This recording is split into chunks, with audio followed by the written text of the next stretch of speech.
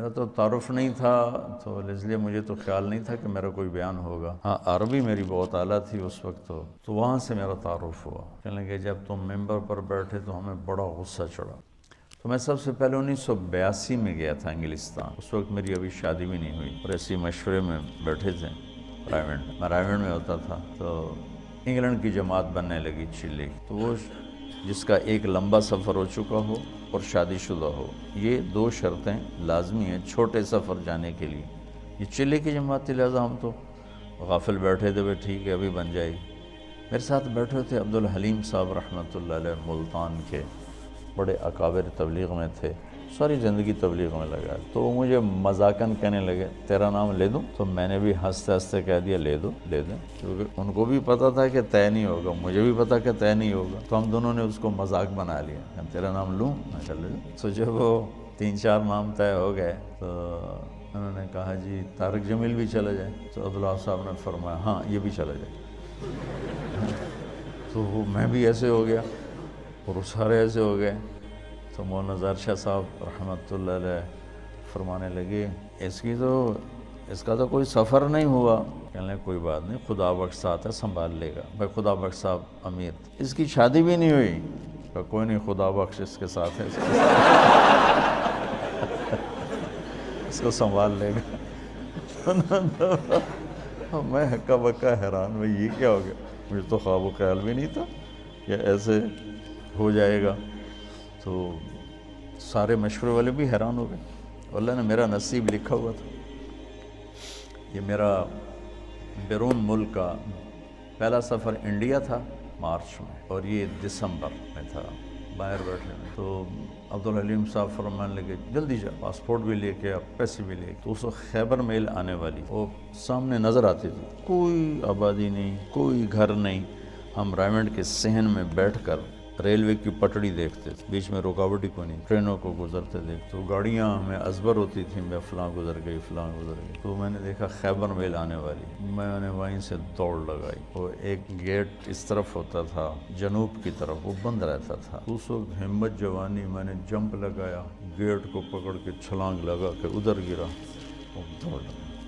ادھر میں نے دوڑ لگائی، ادھر خیبر میل آنا شروع ہو، میں کہ مارا گیا، نہیں پکڑ سکتا۔ خیر بھاگتے بھاگتے بھاگتے خیبر میل حرکت میں آ گئی، اور میں نے آخری ڈبے کا جا کے ڈنڈا پکڑا، میں اس پہ سوار ہو گیا۔ خرچہ پتہ کتنا تھا اس وقت؟ 10,000 انگلینڈ کا جانے کا، 8,000 کا ٹکٹ تھا اور 2,000 اوپر خرچہ ہونا، 4 روپے کا ڈالر تھا، 19 روپے کا پاؤنڈ تھا۔ تو میں گھر گیا، پاسپورٹ لیا، پیسے لیے، شام کو کسی گاڑی سے پھر رات ٹھہرنا پڑا، چونکہ خیبر میل شام کو پہنچتی ہوں۔ اگلے دن صبح میں وہاں پہنچ گیا۔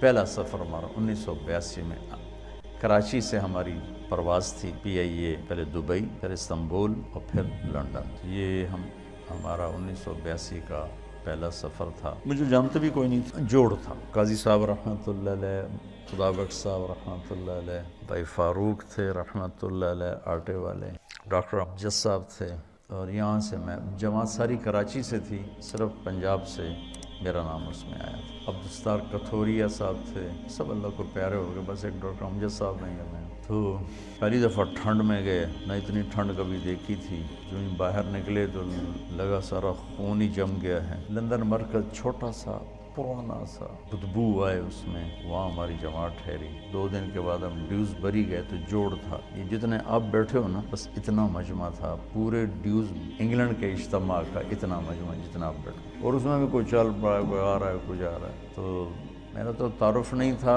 تو اس لیے مجھے تو خیال نہیں تھا کہ میرا کوئی بیان ہوگا۔ ہاں عربی میری بہت اعلیٰ تھی اس وقت، تو ترجمانوں نے مجھے جاتی لگا دیا بیان کا ترجمہ، تو میں بھی اپنا لگ گیا ترجمے میں۔ قاضی صاحب رحمۃ اللہ علیہ بہت شفقت فرمایا کر، انہوں نے اگلے دن کہا کہ اس کا بھی تو کوئی بیان کرو۔ پھر وہ انہوں نے طے کر دیا میرا ایک مختصر سا بیان، غالباً مغرب کے بعد تھا، مغرب سے عشاء تھوڑا سا ٹائم ہوتا ہے، تو وہاں سے میرا تعارف ہوا۔ تو بعد میں ساتھی ملے، کہنے لگے جب تم ممبر پر بیٹھے تو ہمیں بڑا غصہ چڑھا کہ یہ کیا چوچے سے کو بٹھا دیا ہے۔ میں بہت کمزور، میرا اس وقت 53 کلو وزن تھا، تو اتنا چوڑا ممبر ہے ڈیوزبری، مطلب اتنا بڑا، وہاں بیٹھنے کے لیے اس کے حساب سے کوئی آدمی، مولی شاہد جیسا آدمی چاہیے بھائی، نظر بھی تو ہے۔ انہوں نے بیان سنا تو سارے ہی وہ ایک دم وہاں تو کھپ ڈل گئی، نعرے لگنے لگے۔ میں اترا تو انہوں نے بنگالی چمٹ گئے مجھ سے، تو ہم نے وہاں 40 دن گزارے۔ اس وقت کچھ اور نیا پڑھا ہوا تھا، میرا ہر بیان دوسرے سے مختلف ہوتا تھا، ہر بیان ایک دوسرے سے نہیں ملتا تھا۔ علمی ذوق تھا، دعوتی مزاج غالب نہیں تھا، علمی مزاج غالب تھا۔ تو میں نے کوئی 80 بیان کیے، سب ایک مختلف کوئی ایک دوسرے سے نہیں ملتا تھا۔ اتنا مجھے یاد ہے، کیا کیے وہ یاد نہیں۔ وہ میرا بہت بڑا تعارف ہو گیا وہاں۔ 1982 سے اب یہ کیا ہے 2017 ہے، مسلسل میرا جانا ہو رہا ہے، اللہ لے جاتا ہے اپنے فضل و کرم سے۔ گلاسگو میں پہلا بیان تھا میرا 1982 میں، تو 50 آدمی ٹوٹل بیٹھے تھے، ٹوٹل 50 آدمی، اور میں نے بیان کتنا کیا؟ 3 گھنٹے 3 گھنٹے بیان کیا، 50 آدمی۔ ابھی گلاسگو میں گیا ہوں تو ان کی جامع مسجد میں کوئی 7-8 ہزار کی گنجائش ہے، بیسمنٹ، ہال، پھر اوپر گیلری، پھر دائیں بائیں کمرے، تو کسی جگہ کھڑے ہونے کی جگہ نہیں تھی، کسی ایسے بھرے ہوئے، اوپر عورتیں بھری ہوئی، مرد، اور سب تمہاری طرح نوجوان، سب نوجوان۔ لندن مرکز میں بیان ہوا تو بہت بڑا مجمع کھڑے ہو کے سن رہا تھا، بیٹھنے کی جگہ کوئی۔ بلیک برن مرکز میں بیان ہوا، بہت بڑا مجمع کھڑے ہو کے سن رہا تھا۔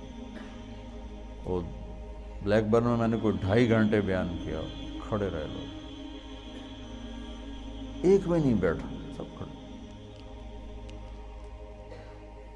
وہاں گلاسگو میں بھی ایسے ہی دیکھا کہ جن کو نیچے بیسمنٹ میں جگہ مل رہی وہ نیچے نہیں جائے، وہ دروازے میں کھڑے ہو کے بس دیکھنا چاہتے ہیں، دیکھ کے سننا چاہتے ہیں۔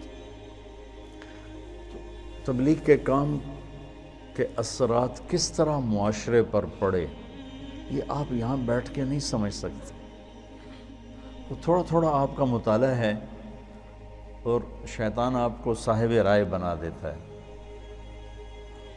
اور پھر آپ خود اپنی رائے قائم کرنا شروع کر دیتے ہیں، اس سے آپ مار کھا جاتے ہیں اور گھاٹے کے سودے کر بیٹھتے ہیں۔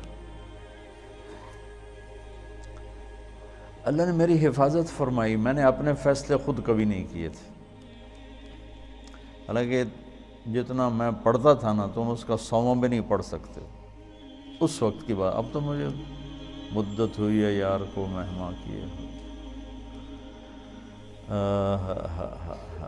ماں ہرچہ خواندائیں فراموش کردائیں، بھول بھلائیں ہوئی، لیکن میں 1 منٹ میرا خالی نہیں ہوتا تھا۔ کھانا، سونا، نماز، وضو، یہ 3-4 کام ایسے ہیں جس میں اور کوئی کام ہو نہیں سکتا۔ اس کے علاوہ میرا 1 منٹ بھی کتاب سے خالی نہیں ہوتا تھا، 1 منٹ اس طرح پڑھا۔ لیکن تمہاری طرح مجتہد نہیں بنا میں،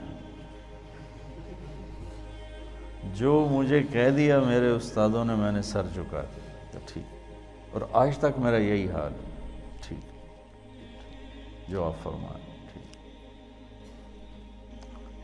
اس سے بہت بڑی حفاظت کا نظام چلتا ہے۔ وَلُزُومَ جَمَاعَةِ الْمُسْلِمِينَ فَإِنَّ دَعْوَتَهُمْ تُحِيطُ مِنْ وَرَائِهِمْ 3 لا يغل عليه قلب المؤمن: إخلاص العمل لله، والمناصحة لولاة الأمور، ولزوم جماعة المسلمين فإن دعوتهم تحيط من ورائهم۔ اجتماعی نظام کے ساتھ کٹھے چلنے سے ان کی دعائیں تمہیں اپنے گھیرے میں لے لیتی ہیں، اور تم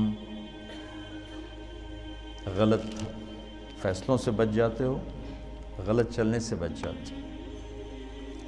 تو جو میں دیکھ کے آتا ہوں وہ آپ کو بتانے کی کوشش کرتا ہوں، تاکہ آپ اندر سے تبلیغ کے کام میں لگیں، تمہاری ترجیحات میں تبلیغ۔ واللہ واللہ واللہ مدرسوں کی اب ضرورت کوئی نہیں ہے، جتنے ہیں بہت کافی ہیں۔